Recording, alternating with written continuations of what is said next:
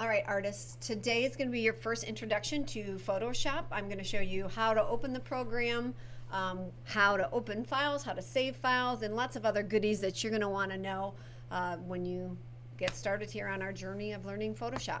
So to begin, the easiest thing for you to do is to hit the search option down at the bottom and just start typing Photoshop. It probably is going to pop up. You're looking for the little blue box. If you know how, you can actually pin it to your taskbar. It will take a little bit of time to open up. You'll see this little icon is probably popping up on your screen. Remember, you should be following along. So the first thing I want to preface is that Photoshop changes all the time. And that means that the videos sometimes are going to be slightly different than what you see on your screens, just because I can't possibly keep up with everything, every change. All right, so you're gonna see here when mine pops up, I've got all of these images, okay? That's because I've worked on previous images. You probably pulling it up for the first time, it will be blank, okay? These are also images that have been shared with me by students, so yours will be blank. Most of the time in Photoshop, we are starting from an image. We aren't starting a blank document. So let's go ahead and do that. We're going to go to File up at the top, go to Open. Obviously there is, I'm going to point this out, there is, see there is an open file option. You can do that too, but I'm just kind of old school. This is going to pop up the navigation system. So I want to show you the different kind of drives, different places you can go. Now, first of all, when you have yours, it's probably looking like this. To expand your drive, so this PC, this is going to give you all the different places that files can be saved or saved to. So we expand that folder. Obviously you have your desktop, okay? That means literally when you open it up, the computer, it's the desktop screen that you see. You guys will not on school computers be able to save to the desktop, or should not be able to. You'll have your downloads folder, so anytime you download an image from the internet or from email, it's going to show up in this folder. And then I want us to pay attention to these folders down here. Now you are probably only going to have two. You're going to have one that has your name, like mine does here, and then you're going to have the courses. You won't have common and students. Common is the teacher one, and students is so I can get into all your folders, okay? But we're going to click on courses. So follow along, stop the video at any time if you need to. So once we click on courses, you're going to see each department here at Rock Falls High School has their own folder, okay? This is an art class. We're going to double click. You do have to do it kind of quick to open up the folders. And then there's lots of different folders that we are going to be using in here. Most of our image files that we're working with for lessons are going to come in this folder, but today I'm going to show you a different folder. I'm going to show you the Digital Image Archive. That's just a fancy word for saying, hey, here's a bunch of pictures that y'all can use, okay? And you can see I have those broken up into categories, right? We're going to go into animals. So we're just going to double click into animals. And then the first thing I'm going to do is I'm going to show you how to change the viewing mode. So the way mine is popping up is because the last time I used this folder, I changed it so that I could see thumbnails of the files.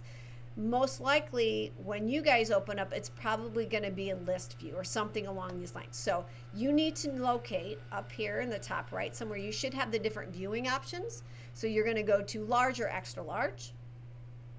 And then you're going to go ahead and just pick any old picture. I don't care. Just pick a picture. You're going to click on it and hit open. Okay. You will learn throughout the semester. You can open multiple files at once simply by clicking on the control. Brain fart here.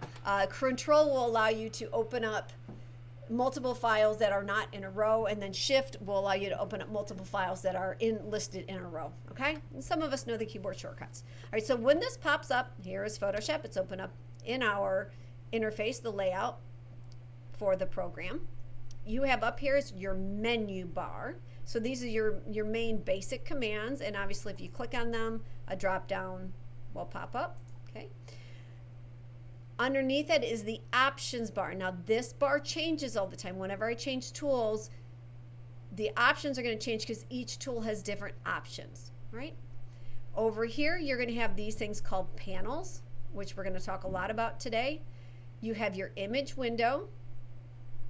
And then the last thing I want us to open up, which mine is not open, yours probably by default should be open, is the toolbar or toolbox. So if not, we're going to go up to Window, and it should be, yeah, it says, oh, because mine's open, it's just on my other, sorry, I have two screens going on here, so that's why that was funny. So you have your toolbar over here. All right. To select tools, you simply click on them, okay? That's what you do for the tools. You'll notice that some of the tools have a little white arrow. If you click and hold, it means it's a drawer, okay? And then you just slide over to grab those other tools. You'll also notice that if you just hover, it's going to pop up with a little illustration of what that tool does. It's going to show you the keyboard shortcut, and even you want to know more, you click on this and it will actually take you to some online tutorials that Photoshop has, okay? But that's how you get to your tools. So these are your tools. Now let's talk about panels briefly. So like I said, you've got panels here. You can always, anything that has a tab, you can pull it out. So I can pull my picture out, so that way I'm just going to open up another image so you see really fast. If it has a tab, you can pull it. If I want to dock it back up, I can dock it back up. If I want to pull them apart, I can pull them apart. I can even sandwich them into folders together. Come on. So see how they're in here together? Same with any of the other panels. I'm just going to put this back up. So see, we have two different files. You should only see, when they're stacked like this, you can only see one at a time. Your panels can be pulled out as well. You can resize your panels. You can make them bigger. You can make them wider. Okay. You can collapse them, which means it makes it small, like basically fold it up and you expand it. You can redock it. You can move it into a different, these are grouped together. These panels by default are grouped together, but I can be like, I want it with these panels. If I pull it out and I want to completely close it, I can just close it with the X. To get them all back, I can go up to Window, and they are all here. So if I just close my history panel, I reopen it, there it is. And I can redock it. So what I want you to do is I want you to stop the video and just kind of play with how you dock. So you can clean it up. That's called docking. That's when you just fold them all up and put them to the right. Remember, Window is where they're all listed. If it has a check mark, that means it's open somewhere out there. Sometimes it's hard to find the panel, so it might be easier to close it and then reopen it. And usually what happens is it will pop up, which it did for me on my other screen, right up on front. Okay? So stop the video and just play around with your panels. All right, and like I said, anything with the tab, you can make it free floating. So you can change your toolbox. You can have it as a floating panel. You can redock it. You can also see, you can change it so that is one long column or a double column. All right, stop the video, try those things. All right, now the most important part of this video, saving files. So this is where I want you to really pay close attention today, okay? We're gonna set up your file system. So we're going to go to File, and you're going to go to Save As, okay? Save As. You're always going to go to File, Save As the first time that you start working with an image, because most of the time you're going to be working from My Images, so you're going to pull images from that Courses folder, which means you can't save any changes to those. Those are my protected files. So in order to save it, you have to save a copy into your folder, okay? Now, I don't care what future videos say, we are always going to save on the computer, not to the Creative Cloud. I want to be really clear, because I guarantee you, like, the very next video that you do is probably going to tell you to save to the cloud. We're not doing that. We've had so many issues with the cloud over the years that I just don't even want to, I don't want to mess with it. It is a nice option because it auto saves and you can share things, but because it crashes all the time, we're not doing that. Okay, so you're going to go to Save on your computer, and this is going to pop up. Okay, this should look really similar. Okay, you need to click on your folder right here. Right, we are going to make a folder system for you to save in. So once you have clicked on your network folder, which you may have never gotten into, this might be the first time you've ever seen it, but you will see it'll pop up if you have some images or files, it's going to show here. We're going to make a folder specifically for this class. So let's hit new folder. And I just want you to call it comp graph for computer graphics. Hit enter. Okay, now we have a folder. Inside this folder, you have to double click to open it up. I'm going to suggest we make 2 different folders inside of this one. So let's do that. We're going to hit new folder again. And on this one, we're going to call it lessons. And then I'm going to click in the white space to deselect it. We're going to do that one more time, and we're going to call it projects. Okay.